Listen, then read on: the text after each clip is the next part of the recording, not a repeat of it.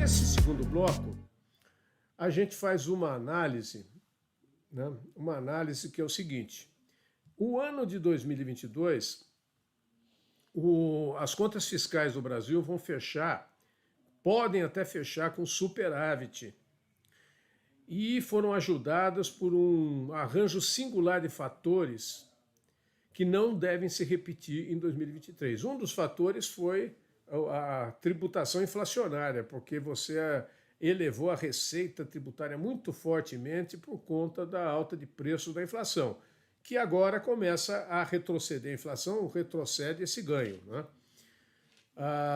Agora, só para ter uma noção, né, se você pegar o ano lá da pandemia, né, o déficit primário foi de 9,33% do PIB. Quando a gente pega 12 meses até julho, o primário tem um superávit de 2,48%, exatamente por causa desse aumento da receita pela inflação.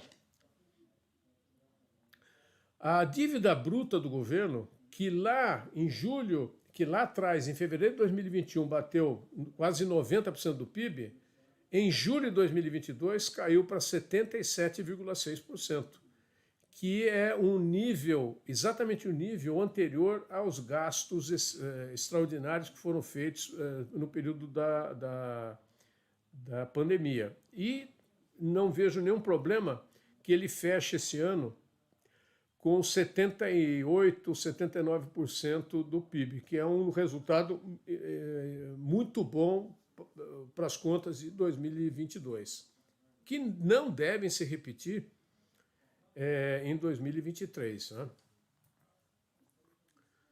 Agora, tem um estudo feito pelo Manuel Pires e pelo Braulio Borges, da UIBRE, da Fundação Getúlio Vargas. Eles fizeram um levantamento meticuloso para a gente listar, para estar no nosso radar, o que eles chamam fatores potenciais de piora fiscal para 2023. E eles dividiram esses fatores em 4 grupos. Primeiro grupo, despesas com impacto no teto de gastos. Depois, condições que levem a um impacto na receita primária do setor federal. Impactos financeiros, né? Impactos financeiros ou riscos fiscais diretos. Então nós vamos dar uma rápida olhada nesse conjunto para a gente entender quais são esses riscos. Né? Primeiro nós vamos dar uma olhada nessa trajetória da nossa dívida bruta. A gente percebe que lá de 2008 até 2013 a nossa dívida girava em torno de 55% até 2014.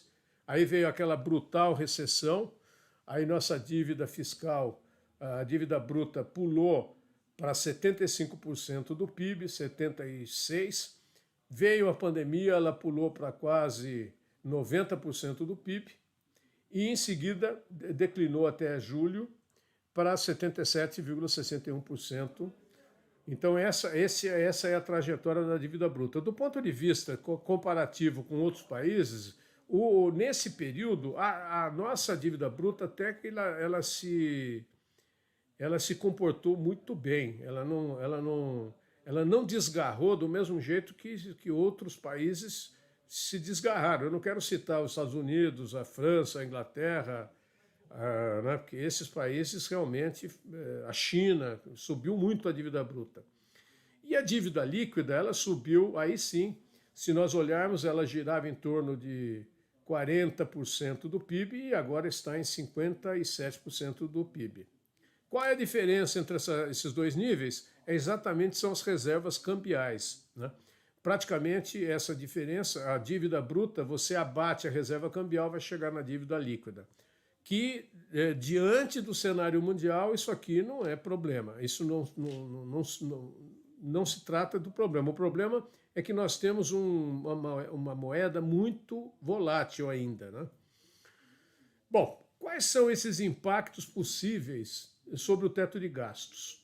Ora, se eu, de fato, mantiver o Auxílio Brasil em 600, e ampliar o universo atendido, eu tenho aqui, no mínimo, eu vou ter um gasto adicional da ordem de 64 bilhões. Eu posso ter um gasto adicional de 64 bilhões. O reajuste linear, eu vou dar uma ideia. Se você der um reajuste salarial para o setor público da ordem de 10%, significaria um aumento de 20 bilhões na folha de pagamentos do governo federal. Mas no projeto de lei só tem 14 bilhões para essa finalidade. Qualquer aumento, então, acima de 7%, cada 1% eu vou ter alguns bilhões de reais. Se esse aumento chegar, por exemplo, a 15%, lembra que são 4 anos, 15%, aí nós já estaríamos falando numa diferença de quase 10 ou 15 bilhões de reais a mais.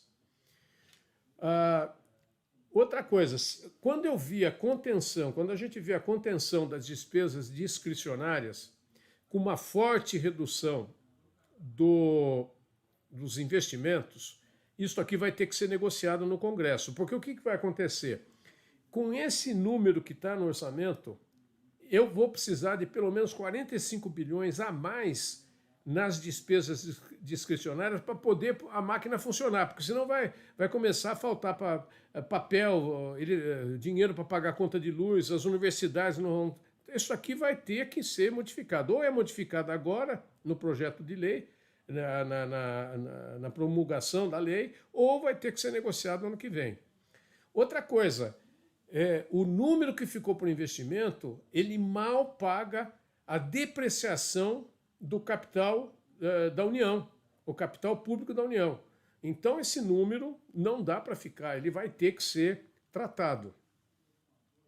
E nesse cálculo que o pessoal do IBRE desenvolveu, ele ainda calcula esses 45 bilhões, mas com um congelamento do orçamento secreto de 2000 que está lá previsto em 2023 para ficar parecido com 2022. Tá? Depois, quais são as possibilidades de perda de receita primária? Primeiro, o seguinte, o governo desonerou, por exemplo, reduziu o IPI de automóvel, teve uma série de itens que durante o ano de 2022 foram reduzidas, as alíquotas do IPI ou foram reduzidas ou até eliminadas, e diversos produtos. Se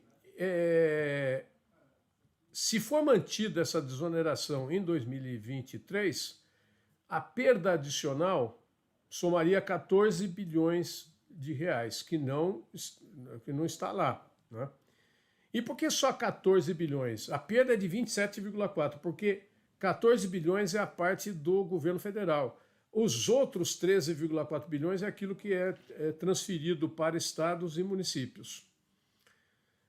Outra discussão que vai ser difícil de conter é a discussão sobre a tabela de imposto de renda, que está há vários anos sem reajuste, o que vai aumentando a carga tributária sobre as faixas mais baixas de renda. Ora, se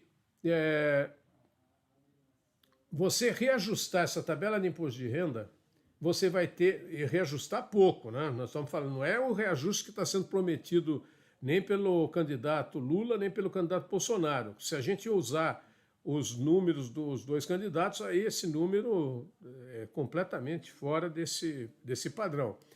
Se eu fizer um reajuste pequeno na tabela, 7, 8% nas faixas, é 20 bilhões de perda de receita. 10 bilhões do cofre federal e 10 bilhões dos estados e municípios.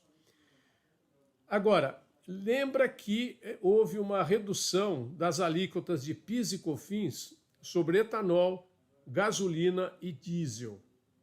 Se essa medida for mantida ou renovada, são 52,9 bilhões de reais de perda de receita. Agora, o governo incluiu isto no orçamento, né, a manutenção dessa medida foi incluída, mas tem uma coisa, essa decisão de manter deve depender de uma discussão que está no STF a respeito da aplicação do teto de ICMS sobre esses itens nos estados. Então, esses aqui eu posso ter essas perdas de receita. Quando eu falo do impacto financeiro, primeiro, suspensão do pagamento de dívidas de estado e município, que hoje já estão ocorrendo, apoiadas por liminares no Supremo, que tem concedido isso sistematicamente. Os estados já notificaram que o ano que vem vão fazer, né? E se isso for pacificado pelo Poder Judiciário, que eu acho seria uma temeridade, mas pode acontecer, eu teria uma perda a perda do governo federal seria de mais 25 bilhões.